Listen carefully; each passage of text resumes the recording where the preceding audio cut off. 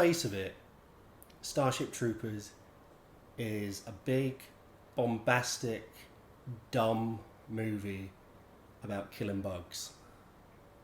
Alien bugs, to be precise. And that is basically how it was received when it was first released back in 1997. It was seen as just a stupid, soulless, dumb, unironic, uninteresting, bland sci-fi action epic. Here's a bunch of MI kids that look like they could eat bugs for lunch. Yum, yum, yum. With very good special effects.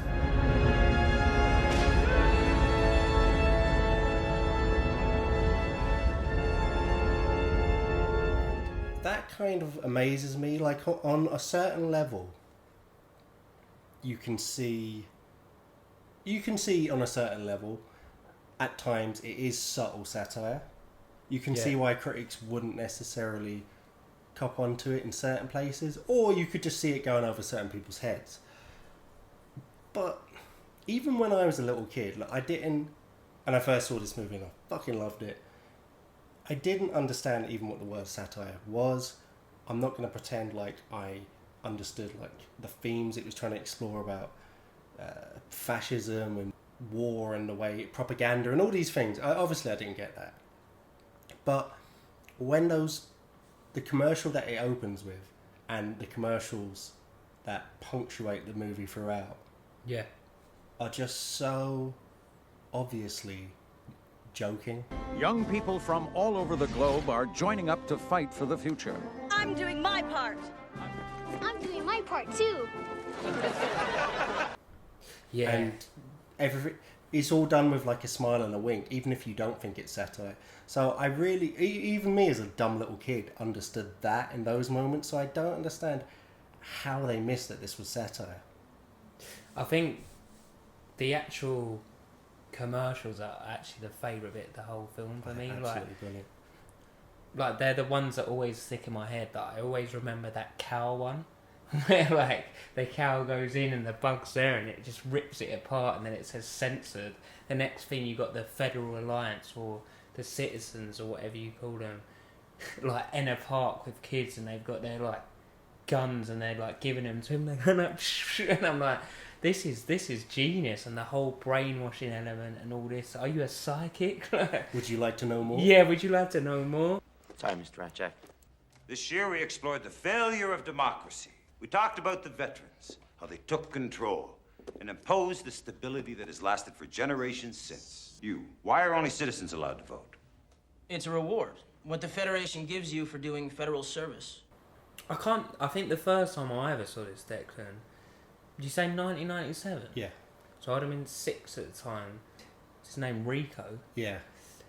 He said he went to school with his 6-year-old and 7-year-old daughter years after this was released, and like all these little kids are coming up to him and goes, "Your dad's Johnny Rico," and he was like, "Wait, hang on, your dad's shown him Starship Troopers. It's like one of the most violent films like in the most recent years." And they were like, yeah, like, and that's how it happened to me. My dad just came back, I think, from, you know, the old school blockbusters. Yeah. Was like with this video. I think, was it even released in a cinema? Because it seems like a very like B movie kind of. Oh no, it was. I mean, it's B movie intentionally in certain ways, but it's with a movie budget and production values, and Paul Verhoeven, who's an A movie director.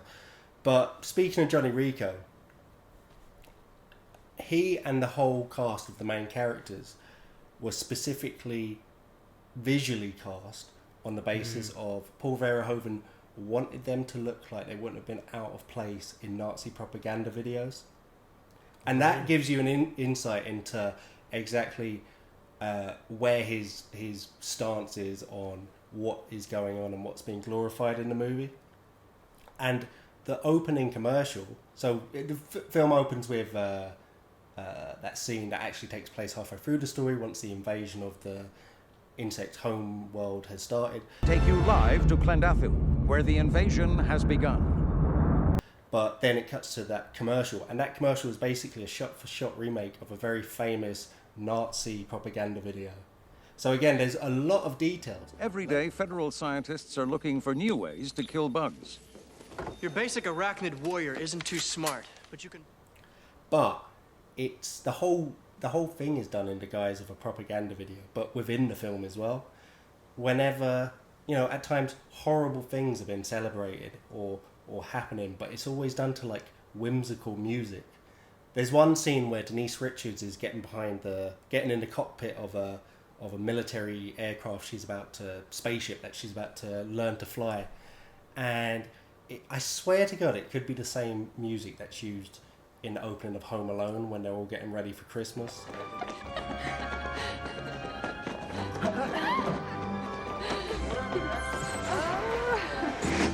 Like the day before. Yeah. Like, it's such a bizarre angle, and there's all these hints about what it's really about throughout. If you're watching carefully, obviously there's the obvious satire like we talked about with the commercials, but also there's a whole point where a broadcast at one point says the arachnid aggression started when they attempted to colonize a planet they were already on. Some say the bugs were provoked by the intrusion of humans into their natural habitat. Let me tell you something. I'm from Buenos Aires, and I say kill them all! Yeah! Oh, yeah! Yeah! Oh, yeah! Yeah. So in other words, they invaded one of their planets and then declared war. Yeah. Yet you never hear that, or you constantly hear the absolute opposite being rammed down your throat. Even down to, it starts off with kids in high school literally being essentially brainwashed and recruited by their teacher.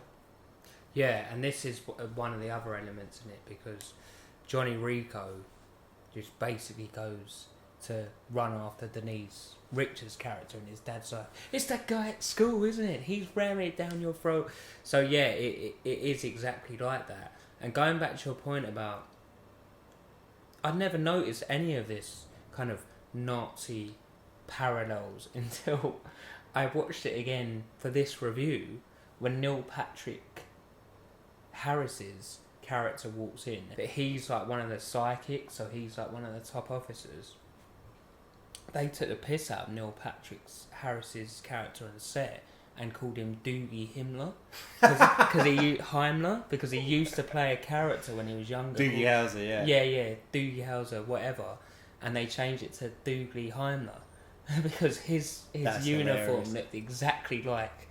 It really Himmler's, does. Like, they're not so. This is again what I was saying, where I can get if they just said no, we still don't like the movie, but everyone, Roger Ebert, all the Washington Post, the New York Times, everyone missed the point. Yeah. It completely flew over their heads. I always like to read reviews of films that you haven't seen for ages, or films that you wouldn't read. What reviews from the time? Yeah, from Right. the time. So I read, obviously my go-to's Empire. They gave it 4 out of 5. None of this was ever mentioned. I was like, really? So they just Empire also. I haven't read them in years, so I don't know if it's still true, but they always kind of had a reputation for kind of, liking everything, as in, don't piss off anyone because you still need the access. Yeah. But yeah, so going back to the movie, it's really good world building as well, because it's an interesting world where it was based off a novel from 1959, and it's interesting because the novel is pretty different. Verhoeven and the same writing partner from RoboCop, which makes sense because this really feels like the spiritual successor to RoboCop in a lot of ways. But they teamed up again and they looked at the book and they were like, I don't even think he finished the book. He was I don't like this.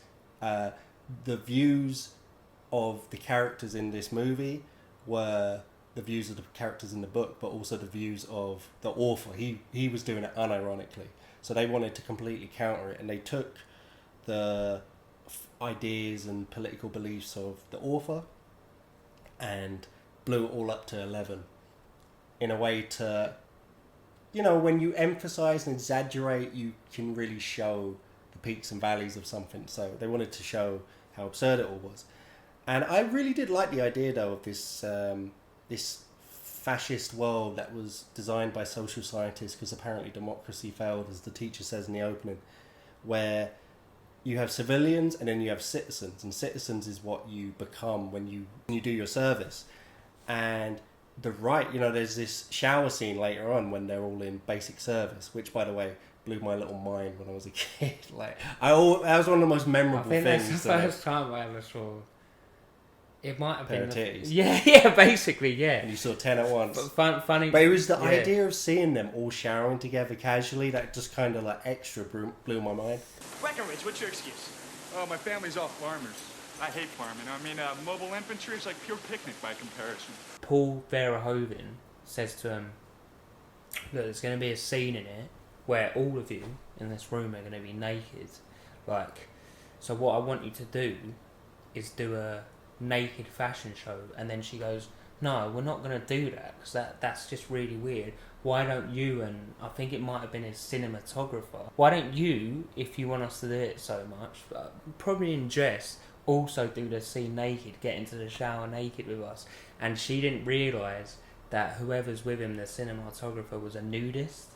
So he was just like, alright. Then they both done it. I actually knew... Then both naked in I that knew scene. they both got naked behind the camera, but I had no idea that he was a nudist. That's hilarious. So, in that scene, though, you see where they're going through. This guy's asking everyone, like, why they signed up. And they go... It's basically an excuse to list the sort of rights that you get when you do your service. I got into Harvard. If I serve, Federation pays my way. I want to have babies. You know, it's a lot easier to get a license if you serve, so... I'm going career, officers training, all the way. So it subtly... Not subtly, but it intelligently drops in all these little tidbits to make you realise the kind of warped world they're in. Because it's not going to tell you using film language or through the story, because the story, the perspective that the story's been told from is this world where this is all great. Yeah. This is a great world. They don't know they're living in this horrific fascist nightmare. They're loving it. This is the life they know. And I also like the fact that they live in Buenos Aires, which is obviously a city in Argentina, but everyone looks incredibly westernized and non-South American, so it's a hint that assumedly the United States invaded deep into territory into South America and took it over. So there's all these great little tidbits. That might be a homage to the original book, though, because the original book, the 1959 book that you mentioned, was actually set in Argentina. Oh, okay. Yeah, and Johnny Rico's name was Juan Rico. Ah, yeah, so it could have been that. Maybe I was confused by that. There you go. Maybe do you know what? Maybe I am wrong there. So I looked into it, and then an interviewer asked him, whoever plays Johnny Rico's character, the book's set in Argentina. You look nothing South American. If anything, you look Aryan. What is the reason for this? And he said the child of a Nazi escaping Argentina, because you remember they all went over to Argentina to escape. So he kind of turned it around. That's pretty clever. yeah. Pretty So clever. I think that's what it was. But going back to the horrible world thing, Declan, we'd find out later that they don't have a world to go back to. Judging from early estimates, millions dead, a city in ruins. The meteor was shot out of orbit by bug plasma that derived from Clendathu, the Arachnids' home planet. Out of the ashes of Buenos Aires comes first sorrow, then anger. The only good bug is a dead bug. So, with that, we can get stuck into the bugs. Yeah, I guess the first thing to talk about, the special effects are quite... I know you covered it. They are quite impressive still. I think they're fantastic. Yeah. Still. And part of that, I think, is lent to the fact that because you're doing bugs, like especially the sort of signature bug, the grunt bug, I guess, you know, the one with the 6 legs, about the size of a elephant or a small or a rhino. You know, if you look at it, it's a lot of sharp edges and not too much detail and stuff. So it's probably was easier for CGI to do that back then. Yeah. Like once you get into the more complex or curvy bugs later, they look a lot worse and more dated than those bugs.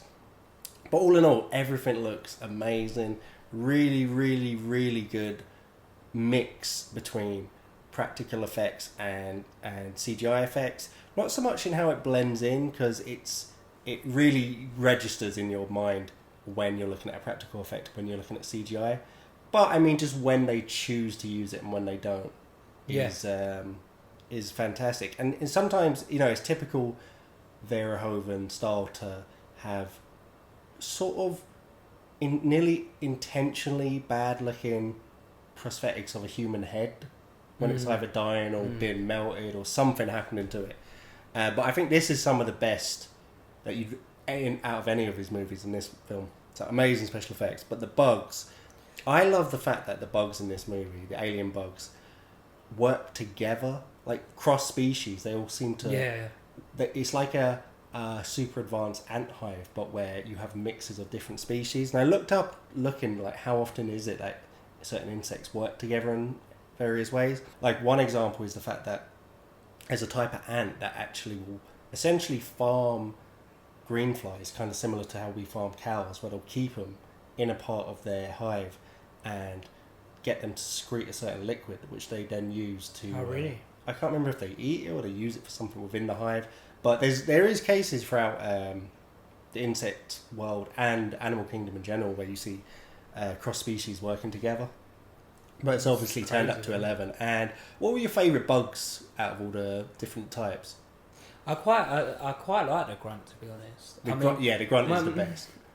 I mean, I guess for any of the viewers that haven't seen the film, in real insect terms, I could probably compare it to, it's nothing I've ever seen, obviously. Like maybe like a praying mantis, but with more legs. Well, do you see what I mean? Like, it genuinely isn't. Like, that's why it's so interesting. It's such a good design, because all the other bugs, you know, like the giant pulsar bugs that send up these plasma Beetles. explosions up. That's clearly a giant beetle. Yeah. There's a fire spraying one that's clearly a giant beetle. There's a flying one that's clearly modelled on a dragonfly. Yeah. But these bugs truly are a really unique and now iconic design. And for me, it's up there with, it's just below that tier of the xenomorph in terms of an iconic sci-fi design in cinema. My only kind of gripe with it, Declan, is we see in this film that the human races, soldiers essentially, they have technology as advanced as they're in training simulations with full-blown lasers shooting at them, burning people, and mini nukes whenever they find a bug hole. Nuke 'em, Rico, and then they send that's that the famous line. And it's homing as well as they fire it at the beetles that is shooting the plasma to put down the planes. They can obviously travel across space, and then they're put down to fight the aliens with what looks like just basic machine guns, and it's like... Not even machine guns, assault rifles. It's just assault rifles. Don't really look like they've moved on any amount from nowadays. Yeah. Other than the cool choice to turn it into a shotgun halfway through. That was cool.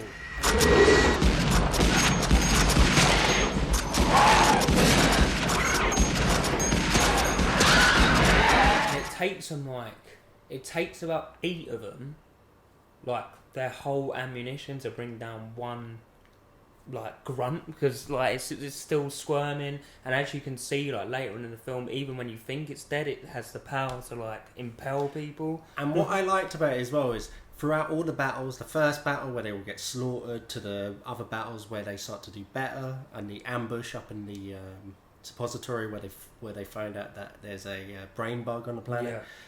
They maintain a consistent level of threat.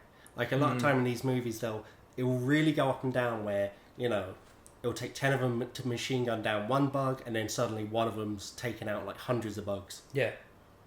Up until the last scene towards the end where they found the brain bug, and they're kind of just, each one of them's taken out about 10 at once.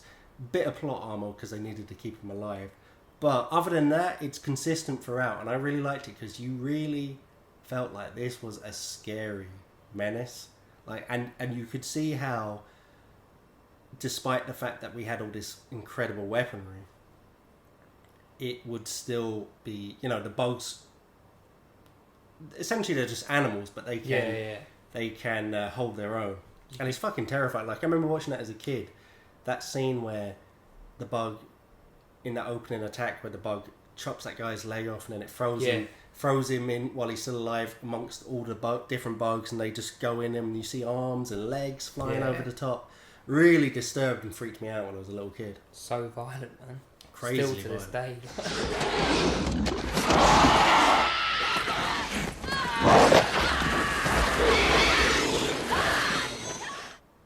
Out of all the cast, my favourite character was the teacher. Right. Okay. He was like quality when, like, it was well done by Verhoeven when they go in and then Ace goes to the lieutenant, because Ace is just a pinhead basically. Your lieutenant and like blah blah blah, and he badmouthed the commander. She punches him. He saved my life so many times. And, well, sounds like he's quite a guy. Who do you think saved your ass? And I'm like, this is cool as fuck, right? And he goes, I've only got one rule. You obey my rules or I shoot you myself. And I was like, what a casting, what a character. Well, you brought up my favourite character as well in the whole thing, and that's Ace.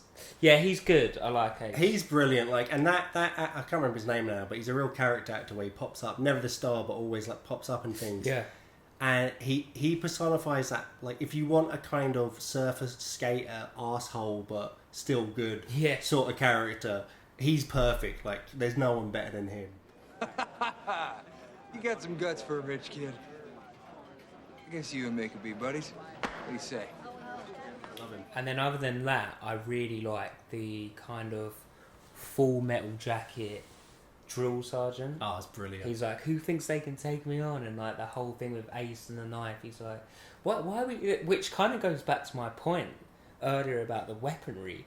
Ace makes a point of him and goes, why are we using knives when we've got nuclear bombs? And he's like, put your hand on there. And then he throws the knife. And he goes, you can't use a nuclear bomb if your hand's disabled. Well, do you know what I mean? That brings us round to the end, because it does come in handy, because Yes. Denise Richards is able to use the blade to cut the brain bug, which stops it from being able to suck her brains out, because that's how they get the information. And the movie actually ends with who captures it was the drill sergeant. Yeah, it was. As well. He's the one who discovered it after it ran away. And I love this part of the movie as well, because this kind of sums up the intentionally odd tone it was going for, where you have I'm sure, I know when it's up close it's like a monstrous sort of thing, but there's a certain quality to the design of the brain bug which is kind of supposed to be, you know, it has nearly like Disney cute eyeballs, and it's behaved nearly at this point, once it's been captured, like a scared animal. Well, no, it is scared because... Well, it is scared, but that's my point. And you have Neil Patrick Harris puts his hand up to it and he happily announces, it's afraid.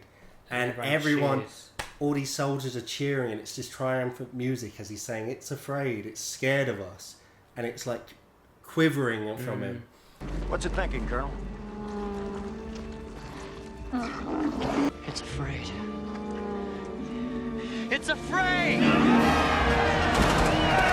And it's just so clearly, it must have been intentional to put that in the design, where it's just to hammer home that sort of idea that this is a complete piss take on military populism and propaganda. Because the whole movie is done to be like a fake propaganda film. It's the kind of film that would be allowed to be written and directed in this universe about the real events that was happening. But all in all, like, going back to Neil Patrick Harris's character, he doesn't really have that much involvement in the film. Well, he's there to serve a purpose in certain, mainly to serve certain plot points. Yeah. But he's a pretty memorable character, and he's one of the more interesting characters. He gets the little screen time he gets. He really gets to use and have quite a big hand in how the plot plays out. Yeah, we've got one of their brains now. Pretty soon we'll know how they think, and then we'll know how to beat them. Yeah, no, he does. Yeah. Any favourite moments? Oh, I'm trying to think. So many, to be honest. Well, for me, go and tell yours first. Anytime the Arachnids are on screen, but especially that opening attack where it was a bigger shock as it was to all the grunts who start getting butchered and have to retreat, as it was to me as a little kid watching that for the first time. Really just shocked and in awe of the special effects and the amount of gore and just the ruthlessness of it. And the shower scene, just so memorable for my little teenage brain to see all these people casually showering together. I quite like, my favourite scene is, forgot the teacher's surname, begins with an R. R's Roughnecks, where they land on a planet and his sergeant or commanding officer, as soon as they land on it, the flying dragonfly plug just takes him off. And he's like, help me, and he's like, gun. And he just gets the gun, shoots him, turns around to the whole squad and goes, if that ever happens to me, I expect you all to do the same. Rico, you're my acting sergeant until you're dead or I find someone better. I love that line. It keeps recurring. Yeah. And do you know what another favourite scene I'm just going to throw in as well is the sex scene with Diz and Rico. Yeah. 20 years. Just a good... I actually thought it was just a good sex scene. It actually felt like a real sex scene. It was actually sexy. I like the bit where he stopped her top from going over the top and he kissed. It was just the kind of stuff you actually do in sex or spontaneously, and you get to see her tits, and then she's gorgeous. So then the commander comes in and goes, right, we've been rolled out. We need to. Who's that with you? And then he goes, make it 20 minutes. And I'm like, oh, classic. Yeah, it just rounded it off beautifully. So all in all, easy recommendation for Starship Troopers. Easy recommendation. Brilliant film. Don't listen to don't judge it by the 5 seconds of a commercial or a clip you've seen on YouTube. Go in, give it a chance. If you're dumb like I was when I was a kid, you'll enjoy a dumb, bombastic action movie. And as an adult, you might enjoy a really intelligent and misunderstood, upon its release, satire. So, easy recommendation for Starship Troopers. Lieutenant John Rico. Come on, you apes! You wanna live forever! We need you all. Service guarantees citizenship.